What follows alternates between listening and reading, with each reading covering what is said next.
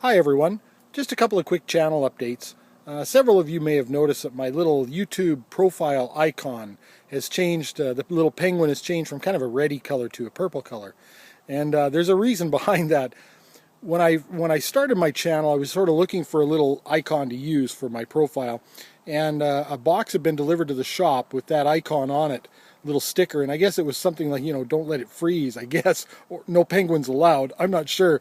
Anyway, I thought it was kind of cute, so I took a digital picture of it and went into GIMP and reduced it down to the right size to be a profile icon, and I've used it ever since. And then recently on one of my videos, I used one of Sai's own little nonsense sentences that has to do with the purple penguin. Now, I've also changed my About Me section in my YouTube channel as well. And all I've done is I've taken the phrase, which was the purple penguin weighs Friday, therefore the much. And I actually added something that the SpaceFrawg had suggested. And so I changed it to the purple penguin weighs Friday, therefore bathtub the much. It just sort of made it a little bit more nonsensical, and I kind of like that. And of course, I changed my penguin to purple. So how serendipitous that I'd chosen the penguin as my channel icon, and eventually it actually ended up meaning something with regard to the topics that I discuss on my channel. I also have a correction to make. In my recent upload, More Than You Can See, a response, I made the assertion that Paul Ross, in his video entitled More Than You Can See, said that our senses were fallible. And Paul had contacted me and challenged me to review the video and correct the record. I did review the video, and I was in fact incorrect.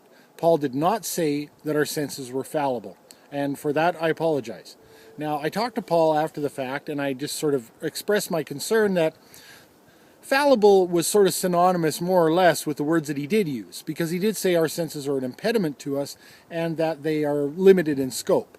And for the point that I was trying to make, I think the sentiment still holds, that our senses are really all we have, and it is our senses married with our intellect that have allowed us to develop the extrasensory devices that Paul alludes to in his video, and of course it is those five senses that we use to interpret the data from those extrasensory devices. And I personally don't think it's a really good idea to sort of knock our five senses and our intellect, such as a presuppositional apologists sometimes do, when that's really all we have. And, I understand the point that Paul was trying to make in his video, that there are things that we can't detect, but I don't think that I would call our senses an impediment. I think if you asked someone who lost their sight if they would feel like it would be an impediment to get it back, I don't think they'd agree. Now, in speaking with Paul, he made it clear to me why he was so concerned that the word fallible was used. And he's got a bit of an aversion to it, and I don't think it's an unreasonable one, actually. Ironically, I ended up using the one word that he does have such an aversion to. And the reason is because whenever he's involved in theological discussions, he feels like the words fallible and infallible both carry so much baggage that he actually avoids using them at all costs. So it is kind of ironic that that's the word that I would end up picking up out of his video. But again, I was incorrect. I'm happy to set the record straight on that. Interestingly enough, talking with Paul sort of reminded me of a few things with regards to argumentation. And we had a good talk. I think Paul's a nice guy. And it sort of revolves around the whole aspect of emotional attachment, or getting emotional. And so my wife and I were off camping after I uploaded the video, hence the roughness, and Paul had commented on that video and I didn't know it, and I guess I wasn't responding, so he kept commenting and commenting, and it seemed like he kind of spun himself out of control a little bit. And Paul admittedly, self-admittedly, gets a little excited over stuff like this. And so when I finally did talk to him, it took him a little while to calm down, and then afterwards we were able to have a really nice conversation. And I think that's an important point to make. When it comes to argumentation, I think he took things a little bit personally, that I'd made a video sort of quote-unquote about him without including him first. And first and foremost, the video was not meant to be personal by any stretch of the imagination. It wasn't a video about him, it was about his ideas. And of course, I believe those ideas should stand on their own merits. In fact, the only portion of that video where I did get personal at all, I actually expressed sympathy for some of the events that Paul and his family had suffered. And I meant that in a genuine way.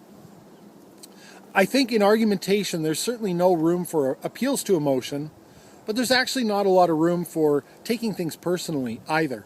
And I'm not immune to that, and I think, it may be suggested that only a sociopath would be immune to sort of taking things personally, but I think it is a good idea to sort of develop a thick skin and realize that when someone's challenging you, they're challenging your ideas, and they're not challenging you personally.